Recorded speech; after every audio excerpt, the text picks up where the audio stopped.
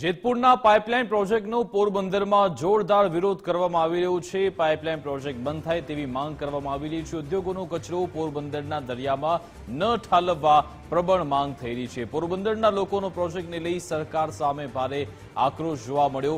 સરકાર DPC pipeline project રદ કરે તેવી પણ લોકોએ માંગ કરી। પ્રદૂષિત પાણી શુદ્ધ કરી ઉદ્યોગો ફરી યુઝ કરે તેવી માંગ થઈ રહી છે। પ્રદૂષિત પાણીથી દરિયાઈ જીવ અને માછીમારી ઉદ્યોગને મોટો ખતરો છે। પોરબંદરમાં સ્થાનિકોએ દૂષિત પાણીની વિચિત્ર અંતિમ યાત્રા નીકાળી હતી। 1100 દિવસથી પોરબંદરના લોકો આ પ્રોજેક્ટનો વિરોધ કરી રહ્યા છે। અનેક રજૂઆત કરવા છતાં નિવેડો ન આવતા મહારેલી યોજી વિરોધ કરાયો। સરકારના ડીપસી પાઇપલાઇન પ્રોજેક્ટનો વિરોધ થઈ રહ્યો છે। પ્રોજેક્ટના વિરોધમાં રાજ્ય કેન્દ્ર સરકાર સુધી પણ રજૂઆત કરવામાં આવી રહી છે। તો આ પાઇપલાઇનથી પોરબંદરના દરિયામાં દૂષિત પાણી છોડવામાં આવી રહ્યું છે, જેનો વિરોધ કરવામાં આવી રહ્યો છે। આજે મોટી સંખ્યામાં સ્થાનિકો એકઠા થયા અને વિરોધ કર્યો। 1100 દિવસથી પોરબંદરના નાગરિકો આ મામલે રજૂઆત કરવા જઈ રહ્યા છે, રજૂઆત કરી રહ્યા છે અને આજે તો આ વિરોધની પરાકાષ્ઠા જોવા મળી।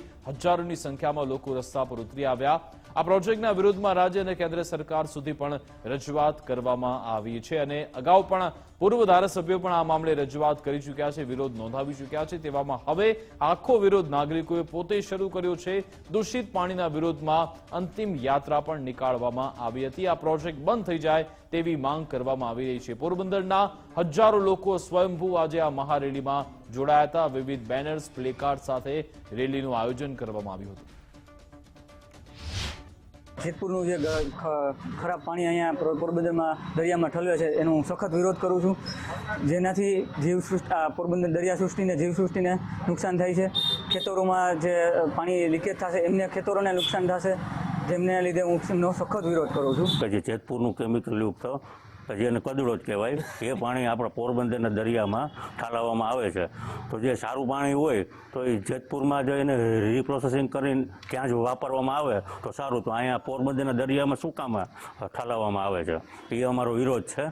જો આ જેતપુરનું પાણી દરિયામાં ઠલવવામાં આવશે તો આ ભવિષ્યના ટૂંક સમયમાં એ લીલ પણ આપણને જોવા નહીં મળે અથવા તો નામશેષ થશે। આ ઉપરાંત એક તરફ સરકાર મોકર સાગર વિસ્તારમાં 200 કરોડના પ્રોજેક્ટો લાવે છે, તો એ પ્રોજેક્ટમાં પણ જેતપુરનું દરિયાઈ પાણી, આ પ્રદૂષિત પાણી છે એ ક્યાંક ને ક્યાંક ભાગ ભજવશે। જેતપુરના કેમિકલયુક્ત પાણી આ દરિયામાં છોડવામાં આવી રહ્યું છે, જે તદ્દન ખોટું છે। એ લોકોના, પશુ પક્ષીના બધાના સ્વાસ્થ્યને બહુ ગંભીર અસર કરે છે। તો સરકારે આની ઉપર, આ પ્રોજેક્ટ ઉપર બેન લાવવો જોઈએ। આગળ કોઈ પ્રોસેસ ન થવી જોઈએ આમાં। આ જેતપુરનું દૂષણ આ બધું છે શું આપણા દેશમાં? આપણા દેશને સ્વચ્છ કરવો એ આપણી ફરજ છે, એટલે બધા દેશવાસીઓએ એટલું ધ્યાન રાખવું જોઈએ કે ક્યાંય પ્રદૂષણ ન થાય। અમારે ત્યાં અહીંયા પ્રદૂષણ જેતપુરનું બધું આવે છે ને એ દરિયામાં ન ઠલવવું જોઈએ, કારણ કે દરિયામાં પ્રદૂષણ થવાથી ખૂબ માછલાનો વિકાસ થતો નથી ને એ પ્રમાણે અમારી રોજીરોટી પણ છીનાઈ જાય છે। એ માટે કરીને મારે સરકારને વિનંતી છે કે કોઈ પણ વ્યક્તિ આવી રીતના ઠલાવે ને તો જેતપુર વિશેનું પાણી તો કોઈ પણ ન ઠલાવી શકે। અમારો પોરબંદર વિસ્તાર એવો છે જે ખારવા ભાઈઓ છે એ સાગર ખેડૂ છે, જો એને આ પ્રદૂષિત પાણી ઠાલવવામાં જો દરિયાનું આવશે દરિયામાં તો શું થશે કે ખેડૂતો બધા છે એ સાગર ખેડૂ એ બધા પાયમાલ થશે। પોરબંદરનો ઉદ્યોગ જ જે ઠપ છે તો એમાં જો આ સાગર ખેડૂ એ ઠપ થશે તો પોરબંદરની આજીવિકા છે એ કેની ઉપર નિર્ભર થશે? તો આવું ના થાય એનો અમે સખત વિરોધ કરીએ છીએ। જેતપુરમાં ગઈ હતી મારી ફ્રેન્ડના ઘરે, ત્યારે મેં પાણી પીવા લીધું હતું। ત્યારે મેં પૂછ્યું કે આ શું લાલ પાણી આવે છે? તો કે બસ અમારે આવું જ પાણી આવે છે।